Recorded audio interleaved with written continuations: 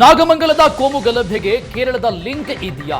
ಈ ಗಲಾಟೆ ಹಿಂದಿದೆಯಾ? ಹಾಗಾದ್ರೆ ಕೇರಳ ಮುಸ್ಲಿಮರ ಕೈವಾಡ ಗಲಭೆಯಲ್ಲಿ ಭಾಗಿಯಾಗಿದೆಯಾ?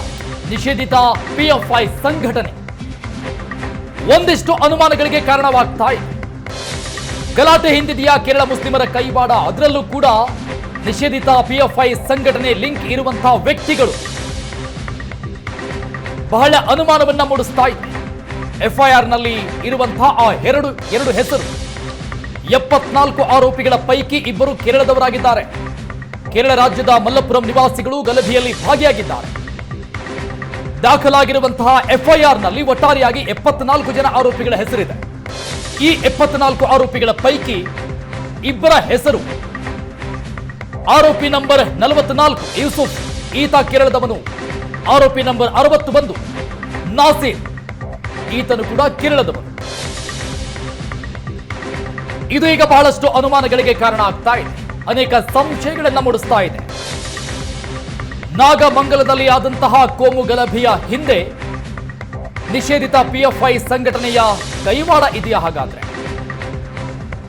44ನೇ ಆರೋಪಿಯಾಗಿರುವಂತಹ ಯೂಸುಫ್ ಮತ್ತು 61ನೇ ಆರೋಪಿಯಾಗಿರುವಂತಹ ನಾಸೀರ್ ಹೆಸರು ಎಫ್ಐಆರ್ ನಲ್ಲಿದೆ.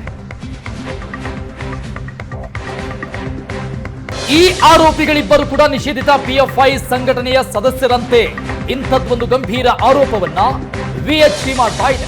ವಿಶ್ವ ಹಿಂದೂ ಪರಿಷತ್ನ ಗಂಭೀರ ಆರೋಪ ಇದೆ. ಪಿಎಫ್ಐನ ಲಿಂಕ್ ಇದೆ ಈ ಇಬ್ಬರಿಗೂ ಅಂತ ವಿಎಚ್ಪಿ ಗಂಭೀರ ಆರೋಪ ಮಾಡ್ತಾ ಇದೆ. ಗಲಾಟೆ ಆದಂತ ದಿನ ಏನಿದೆ, ಮೆಡಿಕಲ್ ಶಾಪ್ ನಲ್ಲಿ 200 ಮಾಸ್ಕ್ ಗಳನ್ನ ಖರೀದಿ ಮಾಡಿದ್ದಾರೆ. ಪೆಟ್ರೋಲ್ ಬಾಂಬ್ ಬಳಕೆಯಲ್ಲೂ ಕೂಡ ಪಿಎಫ್ಐ ಕೈವಾಡ ಇದೆ. ಪ್ರಕರಣದ ತನಿಖೆಯನ್ನ ಎನ್ಐಎಗೆ ವಹಿಸಬೇಕು ಅಂತ ವಿಎಚ್ಪಿ ಆಗ್ರಹಿಸ್ತಾ ಇದೆ.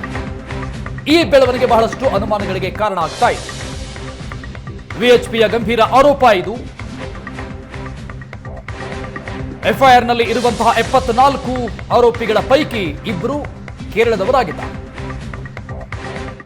ಎಫ್ಐಆರ್ ನಲ್ಲೇ ಎಂಟ್ರಿ ಆಗಿದೆ ಸರ್. ಎಫ್ಐಆರ್ ನಲ್ಲಿ accused number 44 and accused number 61 both are from Kerala based ಅಂತ ಅಂದ್ಬಿಟ್ಟು ಕೇರಳ ರಾಜ್ಯದ ವ್ಯಕ್ತಿಗಳು ಅನ್ನೋದೇ ಮೆನ್ಷನ್ ಇದೆ ಸರ್. ಅಲ್ಲಿ ಪಿಎಫ್ಐ ಸಂಘಟನೆ ಇಲ್ಲದೆ ಹೇಗೆ ಸಾಧ್ಯ ಸರ್? ಆ ಸಂಘಟನೆಗಳಿದ್ದಂದ್ರೆ ಎಲ್ಲೆಲ್ಲಿ ಏನೇನು ಗಲಭೆಗಳನ್ನು ಎಬ್ಬಿಸಬೇಕು ಅನ್ನೋದು ಅವ್ರು ಮೊದಲೇ ಪೂರ್ವ ನಿಯೋಜಿತವಾಗಿರುತ್ತೆ. ಇದು ಕೂಡ ನಾಗಮಂಗಲದ ಘಟನೆ ಕೂಡ ಅದು ಪೂರ್ವ ನಿಯೋಜಿತವೇ ಆಗಿರುತ್ತೆ ಸರ್. ಸೊ ಕೇರಳದ ಸಂಬಂಧಿಕರು ಇದ್ದು ಬಂದಿರೋದಕ್ಕೂ ಅದನ್ನು ಚೆಕ್ ಮಾಡ್ಬೋದಲ್ಲ ಸರ್. ಅಕಸ್ಮಾತ್ ಪಿಎಫ್ಐ ಸಂಘಟನೆಯಲ್ಲಿದ್ದ ಆ ವ್ಯಕ್ತಿಗಳು ಅವರು ಇಲ್ಲೇನು ಕೆಲಸ ಇದೆ? ಈ ಕೇರಳದ ಲಿಂಕ್ ಆರೋಪಕ್ಕೆ ಸಂಬಂಧಪಟ್ಟಂಗೆ ಮಂಡ್ಯದಲ್ಲಿ ಸಚಿವ ಚಲುವರಾಯಸ್ವಾಮಿ ಪ್ರತಿಕ್ರಿಯಿಸಿದ್ದಾರೆ. ಕೇರಳದಿಂದ ಬಂದು ಹೋಗಿಲ್ಲ, ಇಲ್ಲೇ ಕೆಲಸ ಮಾಡ್ತಿದ್ರವರು.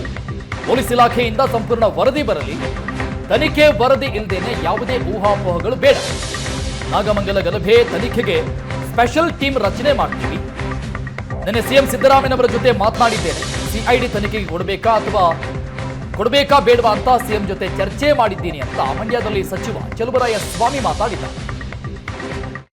ಇಬ್ಬರು ಇದ್ದಾರೆ ಸರ್, ಬೇಕರಿಯಲ್ಲಿ ಕೆಲಸ ಅದೇನಾಗುತ್ತೆ, ಅವರು ಕೇರಳದವರು ಬಂದು ಹೋಗೋರು ಅಂತಲ್ಲ, ಅಲ್ಲಿ ಬೇಕರಿಲಿ ಕೆಲಸ ಮಾಡ್ತಾ ಇರೋದ್ರಿಂದ ಅವರು ಆ ಸಂದರ್ಭದಲ್ಲಿ ಇನ್ವಾಲ್ವ್ ಆಗಿದ್ದಾರೆ ಅಂತ ಅರೆಸ್ಟ್ ಆಗಿದೆ. ಅದನ್ನು ನಾನು ಹೇಳಿದ್ರೆ ಒಂದು ಸ್ವಲ್ಪ ಸಂಪೂರ್ಣವಾಗಿ ರಿಪೋರ್ಟ್ ತರಿಸ್ಕೊಳ್ಳೋಣ.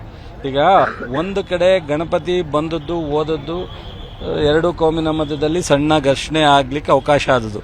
ಮತ್ತೊಂದು ಸ್ಟೇಷನ್ ಹತ್ರ ಬಂದಾಗ ಮೊದಲನೇ ಬೆಂಕಿ ಹಾಕಲಿಕ್ಕೆ ಅಥವಾ ಇಲ್ಲ ಅಂಗಡಿಗಳಿಗೆ ಕಲ್ಲನ್ನು ಹೊಡಿಲಿಕ್ಕೆ ಯಾರು ಪ್ರಾರಂಭ ಮಾಡಿದ್ದು ಅನ್ನೋದು ಸಹ ಒಂದು ಸ್ವಲ್ಪ ಮಾಹಿತಿ ಬೇಕಾಗುತ್ತೆ. ಅದನ್ನು ನೋಡೋಣ. ಈಗ ಸದ್ಯಕ್ಕೆ ಎರಡು ಕೋಮಿನ ಜನ, ಮುಸ್ಲಿಮ್ಸು ಮತ್ತು ಹಿಂದೂಗಳು ಒಟ್ಟಾಗಿ ಎಲ್ಲ ಹಬ್ಬಗಳನ್ನ ಮಾಡಬೇಕು ಅನ್ನೋ ತೀರ್ಮಾನವನ್ನು ನಿನ್ನೆ ನಾವು ಸಭೆ ಮಾಡಿದ ಮೇಲೆ ತೀರ್ಮಾನ ತಗೊಂಡಿದ್ದಾರೆ. ತನಿಖೆ ಆಗದಲ್ಲೇ ನಾವು